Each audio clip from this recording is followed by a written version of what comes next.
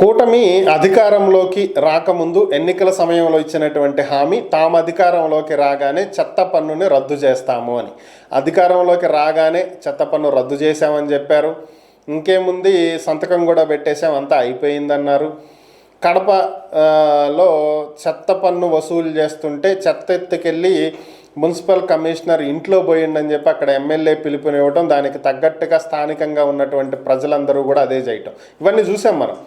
అయితే ఇప్పుడు మరొకసారి చంద్రబాబు నాయుడు చెత్త పన్నుని రద్దు చేశారు, ఎక్కడా చెత్త డబ్బులు వసూలు చెయ్యవద్దు, ఖచ్చితంగా దీన్ని అమలు చేసి తీరాలి అని చెప్పి మరలా నిన్న మొన్నటి నుంచి నేను వార్తలు వింటున్నా.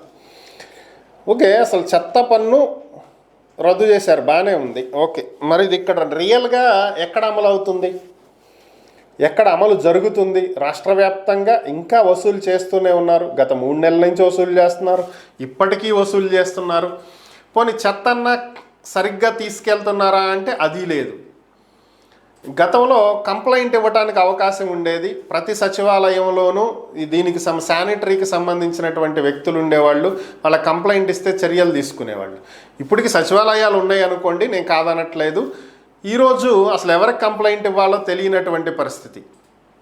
ఇదొక ఎత్తు అయితే, చెత్త ఎక్కడికక్కడ భారీ స్థాయిలో పేరుకుపోతున్నటువంటి పరిస్థితి. తీసుకువెళ్ళమని చెప్పి కనిపించిన వాళ్ళకి చెప్తే అది మా డ్యూటీ కాదని చెప్పే పరిస్థితి. ఎవరు ఏ డ్యూటీలు చేస్తున్నారో తెలియదు. ఇంతకుముందు వీటికి సంబంధించి ఒక ఇన్స్పెక్టర్ ఉండేవాళ్ళు, పోలీస్ ఇన్స్పెక్టర్ కాదులేండి, మున్సిపల్ ఇన్స్పెక్టర్. వర్క్ సరిగ్గా జరుగుతున్నాయా లేదా అనేది చెక్ చేసేవాళ్ళు, శానిటరీ ఇన్స్పెక్టర్ అంటే.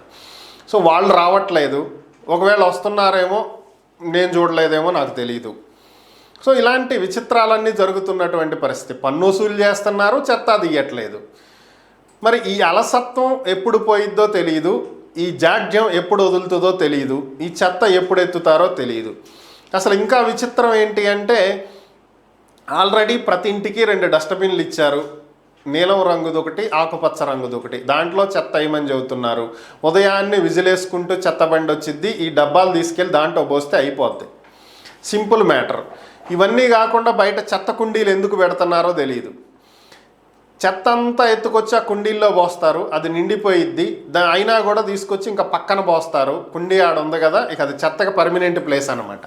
కుండీలో కంటే పక్కన ఉండేదే ఎక్కువ ఉంటుంది. సో దీనివల్ల ప్రబలుతున్నటువంటి రోగాలు. అసలు ఎందుకు కుండీలు పెడుతున్నారు? అవసరం ఏముంది? చెత్త కుండీలతో పనే ఉంది. నేరుగా చెత్త డైరెక్ట్ కలెక్ట్ చేయొచ్చుగా. పొద్దున్నే విజిలేసుకుంటూ చెత్త బళ్ళు వస్తున్నాయిగా, ఇంకా మళ్ళీ కుండీతో పనే ఉంది. ప్రతి ఇంటికి డస్ట్బిన్లు ఇచ్చినప్పుడు అవి డైరెక్ట్ వాళ్ళ దగ్గర నుంచే కలెక్ట్ చేసుకోండి. రోడ్డు మీద చెత్త వేయటం ఎందుకు? కుండీ ఉంది కాబట్టి అక్కడ చెత్త వేసే వాళ్ళ సంఖ్య పెరుగుతుంది, అక్కడ అలాంటివి లేకపోతే ఎవడేయడు. సో మరి ఏం చేస్తున్నారో తెలియదు, ఈ పన్ను ఎందుకు వసూలు చేస్తున్నారో తెలియదు, రద్దు చేసామని ఎందుకు చెప్తున్నారో తెలియదు, ఈ చెత్త ఎప్పుడు ఎత్తుతారో తెలియదు, ఇది ఎప్పుడు వదిలిద్దో తెలియదు.